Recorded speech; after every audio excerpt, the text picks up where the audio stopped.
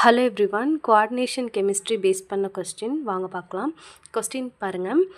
NiCN4 2- and NiCl4 2- complex ions R சொல்லிட்டு நமக்கு வந்து என்ன கேட்டிருக்காங்க அப்படின்னா, இது டயாமேக்னெட்டிக்கா பேராமேக்னெட்டிக்கா, இதோட மேக்னட்டிசம் பற்றி கேட்டிருக்காங்க. ஓகேங்களா, இல்லை இது ஆன்டிஃபெரோ மேக்னெட்டிக்கா அப்படிங்கிறது வந்து கொஸ்டின். ஓகேங்களா, வாங்க இந்த கொஸ்டின் எப்படி சால்வ் பண்ணுறதுன்னு பார்க்கலாம். நமக்கு 2 காம்ப்ளெக்ஸ் கொடுத்துருக்காங்க இல்லைங்களா, நிக்கல் காம்ப்ளெக்ஸ், 2 நிக்கல் காம்ப்ளெக்ஸ் கொடுத்துருக்காங்க. இதுக்கு வந்து பார்த்திங்க மேக்னட்டிசம் கண்டுபிடிக்கணும் அப்படின்னா ஃபஸ்ட்டு நமக்கு நிக்கலோட அட்டாமிக் நம்பர் என்னங்க, 28.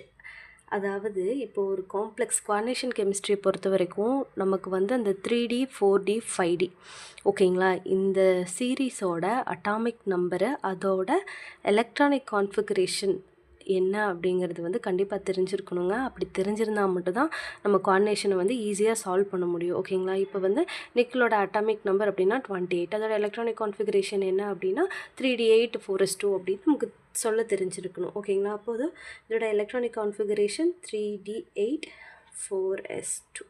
ஓகேங்களா, இதுதான் வந்து நிக்கலோட எலக்ட்ரானிக் கான்ஃபிகரேஷன். இங்கேயே நிக்கல்லாம் கொடுத்துருக்காங்க. So நிக்கலோட atomic number 28 3D8 4s2 அப்படிங்கிறதா இதோட எலக்ட்ரானிக் கான்ஃபிகரேஷன். ஓகேங்களா, இப்போ வந்து இந்த காம்ப்ளெக்ஸ் நமக்கு கொடுத்துருக்காங்கல்ல, இதோட ஆக்சிடேஷன் ஸ்டேட் என்ன அப்படிங்கிறது வந்து கண்டுபிடிக்கணும். எப்படி ஆக்சிடேஷன் ஸ்டேட் கண்டுபிடிக்கிறது அப்படின்னா, ஃபஸ்ட்டு வந்து பார்த்திங்க அப்படின்னா நிக்கல் அப்படிங்கிறது நம்ம கொடுத்துருக்கிற மெட்டல், அப்போ அதோட ஆக்சிடேஷன் தான் கண்டுபிடிக்க போகிறோம். ஸோ அதை எக்ஸ்ன்னு வச்சுக்கலாம். ஓகேங்களா, இங்கே வந்து நமக்கு நெகட்டிவ் லிஹேண்டு கொடுத்துருக்காங்க, அதாவது CN-. ஓகேங்களா, அப்போ எத்தனை CN கொடுத்துருக்காங்க, 4 CNோட சார்ஜ் வந்து -1. ஓகேங்களா, இது வந்து இப்போ நம்ம உள்ளே எழுதிட்டோம். இப்போ நம்ம அந்த கோஆர்டினேஷன் ஸ்பியருக்கு மேலே வந்து கொடுத்துருக்காங்க பார்த்தீங்களா, என்ன கொடுத்துருக்காங்களோ அதை ப்ராக்கெட்டுக்கு அந்த பக்கம் எழுதிக்கலாம், அதாவது 2-. ஓகேங்களா, அதாவது -2. இப்போ வந்து பாருங்களேன், x = +× -4 = -2, x = -2. இந்த -4 இந்த சைடு போச்சு அப்படின்னா +4 ஆகும். அப்போ எக்ஸ்க்கு வந்து பார்த்திங்க அப்படின்னா x = +2 அப்படின்னு நமக்கு கிடச்சிருங்களா. ஸோ அப்போ வந்து இந்த நிக்கலோட ஆக்சிடேஷன் ஸ்டேட் என்ன, +2. அதே மாதிரி இங்கேயும் பாருங்களேன், இங்கேயும் நமக்கு நெகட்டிவ் லிகாண்டு தாங்க கொடுத்துருக்காங்க, அதாவது Cl அப்படிங்கிறது வந்து பார்த்திங்க அப்படின்னா நெகட்டிவ் லிகாண்டு, அதோட சார்ஜும் -1 தான். ஸோ நீங்கள் இதுக்கும் வந்து பார்த்திங்க அப்படின்னா இதே மாதிரி போட்டிங்கனாலும் உங்களுக்கு நிக்கலோட ஆக்சிடேஷன் ஸ்டேட் வந்து பார்த்திங்க அப்படின்னா +2 அப்படிங்கிறதான் கிடைக்கும். ஓகேங்களா, ஸோ இப்போ நமக்கு என்ன இருக்குது, எலக்ட்ரானிக் கான்ஃபிகரேஷன் கொடுத்துருக்காங்க, சென்ட்ரல் மெட்டல் ஆட்டத்தோட ஆக்சிடேஷன் ஸ்டேட் என்ன அப்படிங்கிறத நம்ம கண்டுபிடிச்சிட்டோம். ஓகேங்களா, இப்போது +2 அப்படின்னு கிடச்சிருக்கு பார்த்தீங்களா ஆக்சிடேஷன் ஸ்டேட். அப்படின்னா என்ன அர்த்தம் அப்படின்னா, இந்த காம்ப்ளெக்ஸோட 2 எலக்ட்ரானை லூஸ் பண்ணியிருக்குன்னு அர்த்தம். அதாவது இந்த எலக்ட்ரானிக் கான்ஃபிகரேஷன்லேருந்து 2 எலக்ட்ரான் வந்து லாஸ் ஆகிருக்கும். அப்போ வந்து பார்த்திங்க அப்படின்னா எப்பயுமே வந்து பார்த்திங்க அப்படின்னா அவுட்டர் மோஸ்ட் எலக்ட்ரானில் இருக்கிற எலக்ட்ரான் தான் ஃபஸ்ட்டு ரிமூவ் ஆகும். இப்போ இந்த 2 எலக்ட்ரான் இங்கே இல்லை, அப்போ எதுலேருந்து ரிமூவ் ஆகும் அப்படின்னா இங்கே 4s2லேருந்து தான் ரிமூவ் ஆகும். அப்போ நிக்கல் +2 இல்லைங்களா, +2வோட கான்ஃபிகரேஷன் என்ன அப்படின்னு கிடைக்கும்னா நமக்கு 3D8 அப்படின்னு வந்து கிடைக்கும். ஓகே, அதாவது D8. இப்போ வந்து பார்த்திங்க அப்படின்னா டியோட எலக்ட்ரான்ஸை நம்ம ஃபில் பண்ணிக்கலாம். ஓகேங்களா, ஸோ 1 2 3 4 5 6 7 8. ஓகேங்களா, இப்போ ஃபில் பண்ணியாச்சு. இப்போ 3D8 இங்கே வந்து எம்டியாக என்ன இருக்கும், 4s 4p இருக்கும். ஓகேங்களா, ஓகேங்க. இப்போ வந்து பார்த்திங்க அப்படின்னா நெக்ஸ்ட்டு நம்ம என்ன தெரிஞ்சுக்கணும் அப்படின்னா, இங்கே இருக்குது பார்த்தீங்களா அன்பேர்டு எலக்ட்ரான், இது வந்து பேர் ஆகுமா ஆகாதா அப்படிங்கிறத நம்ம கண்டுபிடிக்கணும். ஓகேங்களா, இப்போ நமக்கு கொடுத்துருக்குற இந்த CN அப்படிங்கிறது வந்து ஸ்ட்ராங் லிகாண்ட், அதாவது ஸ்ட்ராங் ஃபீல்டு லிகாண்டாக இருந்துச்சு அப்படின்னா இங்கே இருக்கிற எலக்ட்ரான் வந்து பேரப் ஆகும். ஓகேங்களா, இதே வீக் ஃபீல்டு லிஹேண்டாக இருந்துச்சு அப்படின்னா இங்கே வந்து பேரப் நடக்காது. ஓகேங்களா, இப்போ வந்து நான் இங்கே சொல்கிறேன் பாருங்களேன், இந்த CN- அப்படிங்கிறது இந்த இடத்துல ஸ்ட்ராங் ஃபீல்டு லிஹேண்டாக ஆக்ட் பண்ணுது. எப்படி இந்த ஸ்ட்ராங் ஃபீல்டு வீக் ஃபீல்டு கண்டுபிடிக்கிறது அப்படின்னு நான் பின்னாடி சொல்கிறேங்க. இப்போ வந்து பார்த்திங்கன்னா நீங்கள் ஞாபகம் வச்சுக்கோங்க, இந்த CN அப்படிங்கிறது வந்து பார்த்திங்க அப்படின்னா ஸ்ட்ராங் லிஹேண்ட். ஓகேங்களா, ஸ்ட்ராங் லிஹேண்டாக இருந்தால் என்ன ஆகும், பேர் நடக்கும், பேரப். அப்போ நடந்துச்சுன்னா நமக்கு என்ன கிடைக்கும், இந்த சிங்கிள் எலக்ட்ரான் வந்து பார்த்திங்க அப்படின்னா இது கூட சேர்ந்து பேரப் ஆயிரும். ஸோ அப்போ என்ன கிடைக்கும் நமக்கு எல்லாமே பேரப் ஆயிடுச்சு அப்படின்னா இந்த இடத்துல வந்து பார்த்திங்க அப்படின்னா ஒரு எம்டி டி ஆர்பிட்டால் நமக்கு கிடைக்கும். ரிமைனிங் வந்து SP இருக்குது. ஓகேங்களா.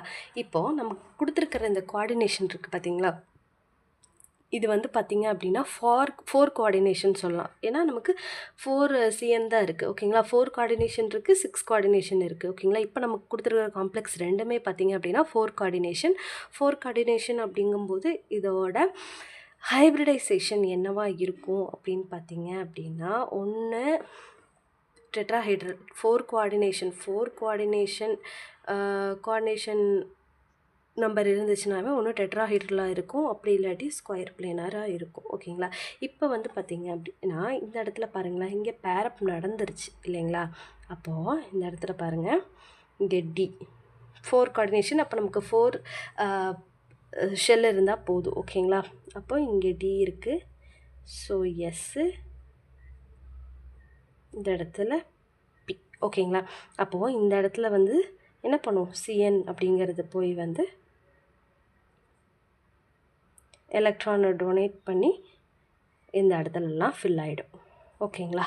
அப்போ பாருங்களேன், இதோட ஹைப்ரிடைசேஷன் என்ன கிடச்சிருக்கு, SDSP2. ஓகேங்களா. ஏன் அப்படின்னா ஒரு D ஆர்பிட்டால் ஒரு S 2 P. ஓகேங்களா. அதனால தான் DSP2 அப்படின்னு போட்டிருக்கு. ஸோ இதோட ஹைப்ரிடைசேஷன் வந்து பார்த்திங்க அப்படின்னா DSP2. ஓகேங்களா. இங்கே ஏதாவது அன்பேர்டு எலக்ட்ரான் இருக்குங்களா, இல்லைங்களா. அப்போது அன்பேர்டு எலக்ட்ரான் இல்லை. அதனால் இது என்ன மேக்னட்டிசம் அப்படின்னா டயாமேக்னட்டிசம்.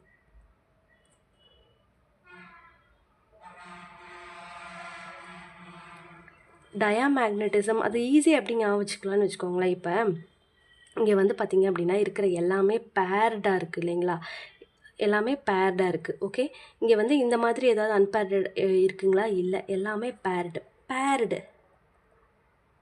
அந்த வேர்டு பேர். இப்போ ஒரு பேர் அப்படின்னா அங்கே வந்து எத்தனை பேர் இருப்பாங்க, பேர் இருக்காங்க அப்படின்னா அங்கே கண்டிப்பாக 2 அப்படிங்க இருக்கும், ரெண்டு பேர் இருப்பாங்க இல்லைங்களா. அப்போ அது என்னென்னா டைனால 2. ஸோ பேர் அப்படின்னா அது டயாமேக்னட்டிசம் அப்படின்னு நீங்கள் வச்சுக்கோங்க. ஒன்று நீங்கள் வச்சிட்டிங்க அப்படின்னா இப்போ அன்பேர்டு எலக்ட்ரான் இருந்துச்சு அப்படின்னா அது பேராமேக்னெட்டிக் அப்படி நீங்கள் வச்சுக்கலாம். ஓகேங்களா. ஸோ இப்போ நமக்கு இந்த NiCN4 2- காம்ப்ளெக்ஸ் வந்து நம்ம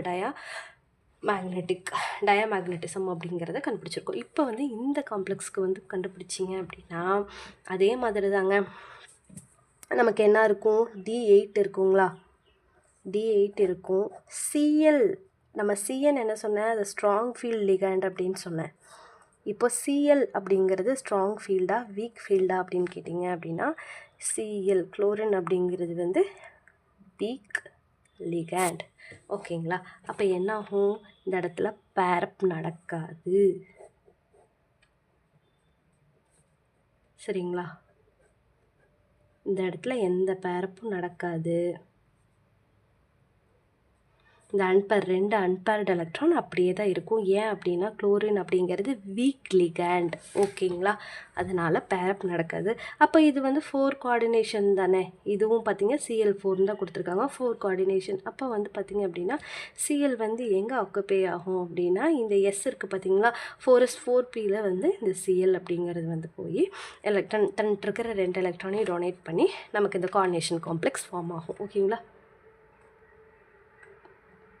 இப்போ பாருங்களேன், இது எஸ்ஸு, இது எத்தனை P இருக்குது, 3 P. அப்போது SP3 அப்படிங்கும்போது வந்து பார்த்திங்க அப்படின்னா நமக்கு நல்லாவே தெரியும் SP3னா அதோட ஷேப் எப்படி இருக்கும், டெட்ராஹைட்ரல் ஷேப். ஓகேங்களா. அதே மாதிரி DSP2 அப்படிங்கிறது வந்து பார்த்திங்க அப்படின்னா ஸ்கொயர் பிளேனார்.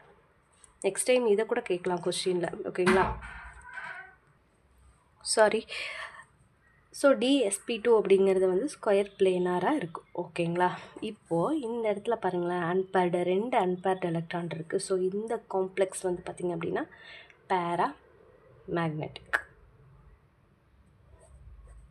ஓகேங்களா. ஸோ இந்த கொஷினுக்கு வந்து சரியான ஆன்சர் வந்து பார்த்தீங்க அப்படின்னா ஃபஸ்ட்டு காம்ப்ளெக்ஸ்க்கு வந்து டயான் கிடச்சிருக்கு, செகண்டுக்கு பேரா அப்படின்னு கிடச்சிருக்கு. ஸோ இதுக்கு சரியான answer option C, diamagnetic and paramagnetic respectively அப்படிங்கிறது தான் சரியான ஆன்சர். ஓகேங்களா. இப்போ வந்து பாருங்களேன், இப்போது எப்படி வந்து ஒரு காம்ப்ளெக்ஸ் வந்து நமக்கு கொடுத்துருக்காங்க அப்படின்னா அது ஸ்ட்ராங் ஃபீல்ட் லிகாண்டு இல்லை வீக் ஃபீல்ட் லிகாண்டாக ஆக்ட் ஆகும் அப்படிங்கிறதுக்கு வந்து நம்ம கண்டுபிடிக்கணும் அப்படின்னா நமக்கு ஸ்பெக்ட்ரோகெமிக்கல் சீரீஸ் வந்து தெரிஞ்சிருக்கணுங்க. ஓகேங்களா. ஸ்பெக்ட்ரோகெமிக்கல் சீரீஸ் வந்து பார்த்திங்க அப்படின்னா எதை பேஸ் பண்ணி அரேஞ்ச் பண்ணியிருப்பாங்க அப்படின்னா அந்த கிறிஸ்டல் ஃபீல்ட் ஸ்ப்ளிட்டிங் எனர்ஜியை பேஸ் பண்ணி தான் அரேஞ்ச் பண்ணியிருப்பாங்க. ஓகேங்களா. இந்த ஸ்பெக்ட்ரோகெமிக்கல் சீரீஸ் நான் இங்கே எழுதியிருக்கேன் பாருங்களேன். ஓகேங்களா. இது வந்து பார்த்திங்க அப்படின்னா நீங்கள் உங்கள் மெமரியில் வச்சுக்கிறது ரொம்ப நல்லது. ஏன்னா இது நிறைய இடத்துல நமக்கு யூஸ்ஃபுல்லாக இருக்கும். ஓகேங்களா. அந்த ஸ்பெக்ட்ரோகெமிக்கல் சீரீஸ் அப்படிங்கிறது நம்ம வந்து பார்த்திங்க அப்படின்னா next crystal field theory base பண்ணி நம்ம கொஸ்டின் சால்வ் பண்ணும்போது நமக்கு இந்த ஸ்பெக்ட்ரோகெமிக்கல் சீரீஸ் பற்றி நம்ம பார்க்கலாம். ஓகேங்களா. இப்போ இந்த இடத்துல வந்து ஃபஸ்ட்டு இருக்குது பார்த்திங்களா, இந்த ஹாலஜன் குரூப்ஸ்லாம் இருக்குல்ல பார்த்திங்களா, இதெல்லாமே வந்து பார்த்திங்க அப்படின்னா வீக் ஃபீல்ட் லிஹாண்டாக இருக்கும். இந்த இடத்துல இருக்குது பார்த்திங்களா, இந்த சிஎன்சிஓ என்ஓ இதெல்லாமே வந்து ஸ்ட்ராங் ஃபீல்ட் லிஹாண்டாக இருக்கும். அதாவது அட் த எண்டில் இருக்கிறதெல்லாம், பிகினிங்கில் இருக்கிறதெல்லாம் வீக் ஃபீல்ட் லிஹாண்டு, மிடில் இருக்கிறதெல்லாம் நியூட்ரல் லிஹாண்டாக ஆக்ட் பண்ணும். ஓகேங்களா. இப்போது இந்த இடத்துல அதாவது நான் சொல்கிறது வந்து பார்த்திங்க அப்படின்னா 4 கோஆர்டினேஷன் இருந்துச்சுன்னு வச்சுக்கோங்களேன். 4 கோஆர்டினேஷன் இருக்கிறதுல வந்து பார்த்திங்க அப்படின்னா எது வந்து ஸ்ட்ராங்காக இருக்கும், எது வீக்காக இருக்கும் அப்படிங்கிறது தெரிஞ்சுக்கணும். அப்படின்னா இந்த ட்ரிக்கை நீங்கள் நல்லா ஞாபகம் வச்சுக்கோங்க. இப்போ வந்து பார்த்திங்க அப்படின்னா நமக்கு 3D சீரீஸ் இருக்குது பார்த்திங்களா. 3Dயில் வந்து பார்த்திங்க அப்படின்னா ஆக்சிடேஷன் ஸ்டேட்டு +2ன்னு கிடச்சிச்சின்னு வச்சுக்கோங்களேன். ஓகேங்களா. +2ன்னு கிடச்சிச்சு அப்படின்னா இந்த NH3லேருந்து இந்த NO வரைக்கும் குரூப் இருக்குது பார்த்திங்களா, இது எல்லாமே ஸ்ட்ராங் ஃபீல்ட் லிகாண்டாக ஆக்ட் பண்ணும். ஓகேங்களா. இதே 3Dயில் +3 நமக்கு ஆக்சிடேஷன் ஸ்டேட் கிடச்சிச்சுனாவோ, அப்படி இல்லாட்டி 4D 5D இதில் +2ஓ +3ஓ +4ஓ எதுவாக இருந்தாலும் சரி, இது எல்லாமே வந்து பார்த்திங்க அப்படின்னா இங்கே இருக்கிற எல்லா லிகாண்டும் ஸ்ட்ராங் ஃபீல்ட் லிகாண்டாக ஆக்ட் ஆகும். ஓகேங்களா. இந்த 3Dயில் வந்து 2+ன்னு கிடச்சிச்சின்னா இங்கே இருக்குது பார்த்திங்களா, இந்த NH3லேருந்து இங்கே NO+ வரைக்கும் இருக்கிற இந்த குரூப் எல்லாமே ஸ்ட்ராங் ஃபீல்டு லிகாண்டாக ஆக்ட் ஆகும். ரிமைனிங் இங்கிருந்து இந்த பெரிடின் வரைக்கும் இருக்கிற எல்லாமே வீக் ஃபீல்டு லிகாண்டாக ஆக்ட் ஆகும். இது வந்து பார்த்திங்க அப்படின்னா கோஆர்டினேஷன் நம்பர் 4 இருக்கிறதுக்கு மட்டும்தான் சூட் ஆகும். ஓகேங்களா. கோஆர்டினேஷன் நம்பர் 6 இருக்கிறதுக்கு வேறு வரும். அது நம்ம நெக்ஸ்ட் கொஷினில் சால்வ் பண்ணும்போது அதை நான் சொல்கிறேன். இப்போ நீங்கள் பாருங்களேன், நமக்கு இங்கே என்ன கிடச்சிருக்கு, நமக்கு வந்து ஆக்சிடேஷன் ஸ்டேட்டு ரெண்டுலேயுமே +2 அப்படிங்கிறது தான் கிடச்சிச்சு. ஓகேங்களா. +2 அப்படிங்கிறது தான் கிடச்சிச்சு. ஃபஸ்ட்டு இதில் வந்து நமக்கு என்ன லிகாண்டு வந்து இருந்துச்சு, ஃபஸ்ட்டு கொடுத்துருக்கிறதுல அதாவது CN அப்படிங்கிறது இருந்துச்சுங்களா. CN அப்படிங்கிறது தான் நமக்கு கொடுத்துருக்கிற லிகாண்டு. இப்போ CN அப்படிங்கிறது